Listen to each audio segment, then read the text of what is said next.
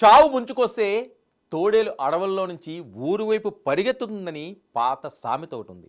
పెహల్గాం దాడి తర్వాత పాకిస్తాన్ మంత్రులు ఎగిరెగిరి పడ్డారు. ప్రజల మధ్య విద్వేషాలు రెచ్చగొట్టడమే టార్గెట్ అన్నట్లు ఘాటు వ్యాఖ్యలు కూడా చేశారు. అవేంటో ఒకసారి గుర్తు చేసుకోవాలి. సింధు నదిలో నీరు ప్రవహించకపోతే భారతీయుల రక్తం ప్రవహిస్తుంది.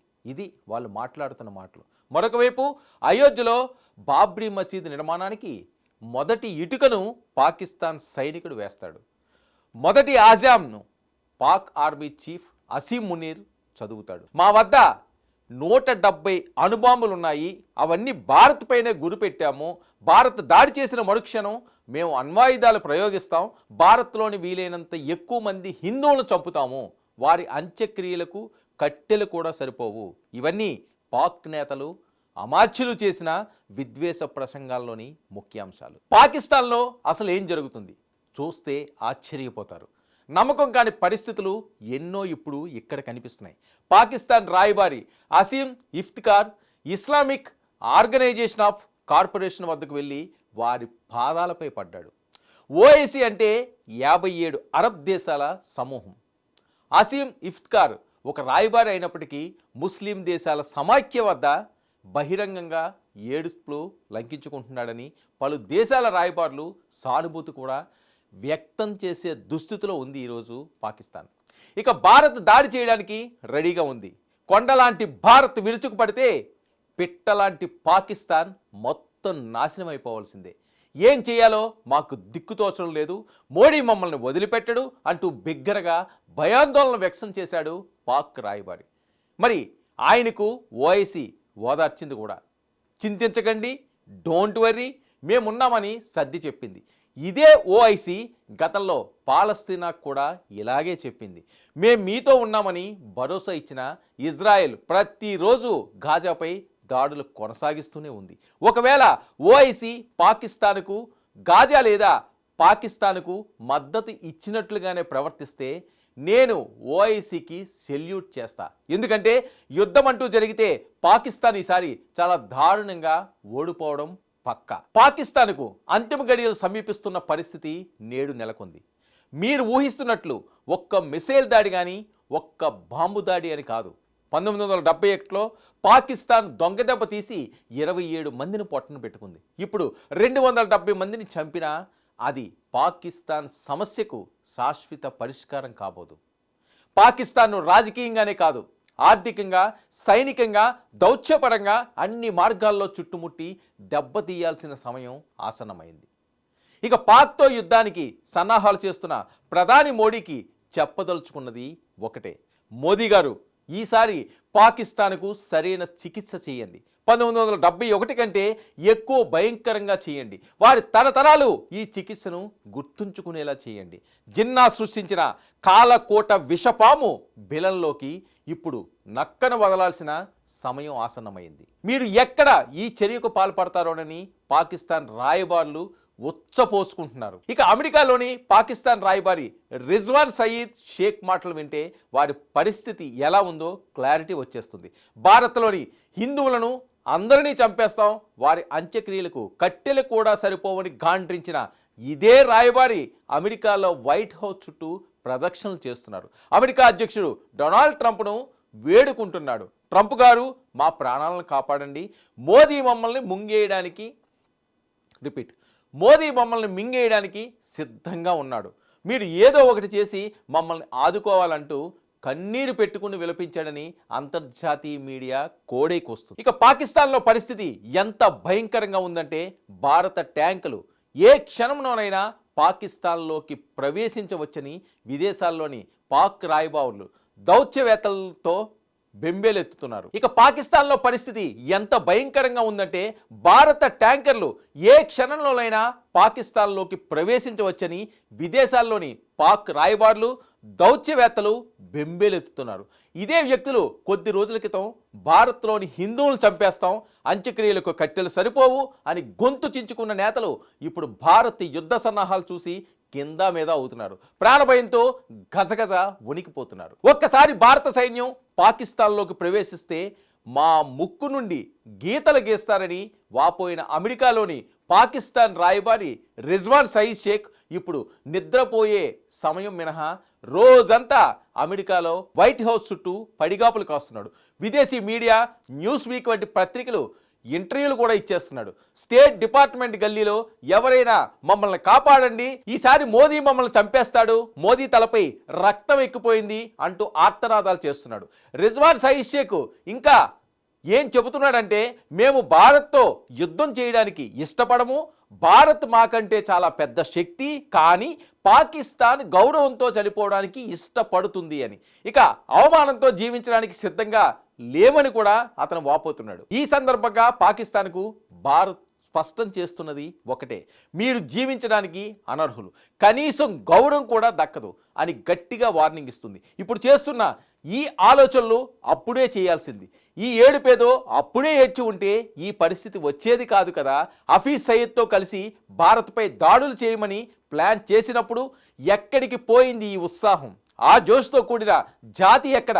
రాత్రి 2 గంటలకు ప్రెస్ కాన్ఫరెన్స్లు పెట్టి భారత్ దాడి చేయబోతుంది, మోదీ వచ్చేశాడు అని అరిచిన మంత్రులు ఇప్పుడు ఎక్కడున్నారు, ఏమైపోయారు? హిందువుల అంత్యక్రియలకు కట్టెలు సరిపోవని చెప్పిన వారు ఇప్పుడు బాబ్రీ మసీద్ ఇటుకల కోసం వెతుకుతున్నారా? సింధు నదిలో హిందువుల రక్తం పారించాలని చెప్పిన వారు ఇప్పుడు ఆ రక్తం కనిపించడం లేదా? భారత్పై గురిపెట్టిన 170 అణు ఆయుధాలు ఎక్కడికి పోయాయి? భారత్ యుద్ధానికి సన్నాహాలు చేస్తూ మీదకి వస్తుంటే పాకిస్తాన్ రాయబారులు యుద్ధం జరగకుండా ప్రపంచవ్యాప్తంగా ఎవరి పాదాలైనా పట్టుకోవడానికి సిద్ధంగా దిగజారిపోతుంది Pak. China, OIC, America, UK అందరి ముద్దు సామూహికంగా పాదాలు పట్టుకుంటున్నారు. మమ్మల్ని కాపాడండి అని బతిమాలుతున్నారు. చైనాతో పాక్ రాయబారులు ఏం చెప్పారో తెలుసా? భారత్తో మీకు $125 బిలియన్ వాణిజ్యం ఉంది, మీరు భారత్పై ఒత్తిడి చెయ్యొచ్చు కదా అని చాడీలు చెప్పడం వాళ్ళకి పరిపాటిగా మారింది. అయినా చైనా నోరు మెదపకపోవడం వాళ్ళకి మింగుడు పట్టలేదు. ఇక పాక్ రాయబారులు సైన్య కుతంత్రాల గురించి స్పష్టమైన అవగాహన ఉన్న చైనా ముందు పాక్ పప్పులు ఉడకలేదు. చూప్, నీవు సృష్టించిన గందరగోళాన్ని నీవే సరిచేసుకో అంటూ చైనా ఇచ్చిన సమాధానం పాక్కు చెంపపెట్టు. ఇదే సమయంలో మరో ముఖ్యమైన వార్త, బంగ్లాదేశ్ పాక్ విషయంలో పూర్తిగా మౌనవ్రతం పాటిస్తున్నట్లు కనిపిస్తుంది. దీనికి బంగ్లాదేశ్ ప్రజలను అభినందించాల్సిందే. ఇక పాకిస్తాన్ పరిణామాలు బంగ్లాదేశ్కు ఒక రకంగా చెంపపెట్టు లాంటివే. ఎందుకంటే కయ్యానికి కాలు దివ్విన పాకిస్తాన్ ఇప్పుడు భారత్ మీదకి వస్తున్నట్లు కనిపించేసరికి గజగజ మునిగిపోతుంది. సింధు జలాల ఒప్పందం రద్దు, గగనతలం మూసివేత, ఇలా ఒక్కొక్కటిగా అన్ని దారులు మూసేస్తుంటే పాకిస్తాన్ సైన్యం, పాలకులు ప్రాణభయంతో దేశం విడిచిపోయే మార్గాలు వెతకడంలో బిజీ అయిపోయారు. ఇక 53 సంవత్సరాల క్రితం బంగ్లాదేశ్ కూడా పాకిస్తాన్లో భాగమే. షేక్ హసీనా పరిణామాల తర్వాత భారత్కు వ్యతిరేక గళం వినిపిస్తున్న బంగ్లాదేశ్ పాక్ పరిణామాలు చూసి నోరు మూతమడిపోయింది. ఏదైనా మాట్లాడితే కాదు పెదవి విప్పితే అసలుకే ఎసరు వచ్చేలా ఉంది.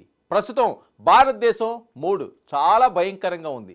పెహల్గాం దాడుల తర్వాత పాక్ ఉగ్రమూకల పీచం అణిచివేయాలన్న కసి రోజు రోజుకి పెరిగిపోయింది. గతంలో ఎన్నడూ లేనంత ఆగ్రహంతో భారత్ ఊగిపోతుండడం గమనించిన పాకిస్తానీలు దిక్కుతోచని స్థితిలో కొట్టుమిట్టాడుతున్నారు. ఇక భారత్ త్రివిధ దళాలు దాడి మొదలు పెడితే పాకిస్తాన్ సైన్యం, ఐఎస్ఐ తీవ్రవాదులు అందరూ పారిపోవలసిందే. బంగ్లాదేశ్ యుద్ధ సమయంలోనే 93,000 మంది సైనికులు లొంగిపోయిన విషయం గుర్తుకొచ్చి పాక్ మరింత వణుకుతుంది. ఇస్లామిక్ సోదరభావం అని బయలుదేరిన బంగ్లాదేశ్ ఇప్పుడు మౌనవ్రతం పాటిస్తే మేలన్నట్లు కూడా కనిపిస్తుంది. ఇక పాకిస్తాన్ దారుణంగా ముక్కలు చెక్కలయ్యే పరిస్థితి ఎదుర్కొంటున్న విషయం బంగ్లాదేశ్కు బాగానే అర్థమవుతుంది. యుద్ధం మొదలు కాకముందే పాకిస్తాన్ ఆర్థిక సంక్షోభంతో ఆకలి కేకలు వేస్తున్న పరిస్థితిలో కూరుకుపోయింది. పెహల్గాం దాడుల మరుసటి రోజే పాకిస్తాన్ స్టాక్ మార్కెట్ 8,000 పాయింట్లు కుప్పకూలింది. 427 బిలియన్ పాకిస్తానీ రూపాయలు నష్టం స్టాక్ మార్కెట్లో జరిగింది. పాకిస్తాన్లోని పెట్టుబడిదారులంతా తమ డబ్బును తీసుకుని అమెరికా, లండన్ తదితర దేశాలకు పారిపోతున్నారు. కొందరు దుబాయ్, ఖతార్ వంటి అరబ్ దేశాలకు కూడా పరుగులు తీయడంలో బిజీ అయ్యారు. ఇక భారత్లో మాక్ డ్రిల్ మొదలైన వెంటనే పాకిస్తాన్లో భయంకరమైన పరిస్థితులు ఏర్పడ్డాయి. పాకిస్తాన్లో ఉండలేం, భారత సైన్యం, నౌకాదళం, వాయుసేన, రాఫేల్ విమానాలు తరుముకు వస్తున్నాయన్న కేకలు, ఆర్తనాదాలతో భయానక వాతావరణం నెలకొంది. పాకిస్తాన్ నుంచి విదేశాలకు భారీ ఎత్తున వలసలు కూడా జరుగుతున్నాయి. స్టాక్ మార్కెట్లో పెట్టుబడులు పెట్టిన ధనవంతులంతా తమ డబ్బును తీసుకుని పారిపోతున్నారు. ఎందుకు ఇలా చేస్తున్నారని అడిగితే శ్మశానంలో ఎవరు పెట్టుబడి పెడతారు అంటున్నారు. ఇక బతికుంటే బలుసాకు తిని బతుకుతాం కానీ పాకిస్తాన్లో మాత్రం ఉండమని చెబుతున్నారు. పాకిస్తాన్లోని తాజా పరిణామాలు గతంలో బంగ్లాదేశ్ యుద్ధ సమయంలో కూడా చూడలేదని సీనియర్ సిటిజన్లు మాట్లాడుకుంటున్నారు. సైనిక పరంగానే కాదు, రాజకీయంగా దౌత్యపరంగా పాకిస్తాన్కు వరుస దెబ్బలు ఎన్నడూ చూడలేదంటున్నారు. భారత్ వ్యూహాత్మకంగా అన్ని వైపుల నుండి చుట్టుముట్టి కలుగులో బంధించేసింది. కలుగులో నుంచి బయటపడితే ప్రాణాలు కోల్పోక తప్పదు. అలాగే ఉంటే ఆకలి చావులు చావాల్సిందే.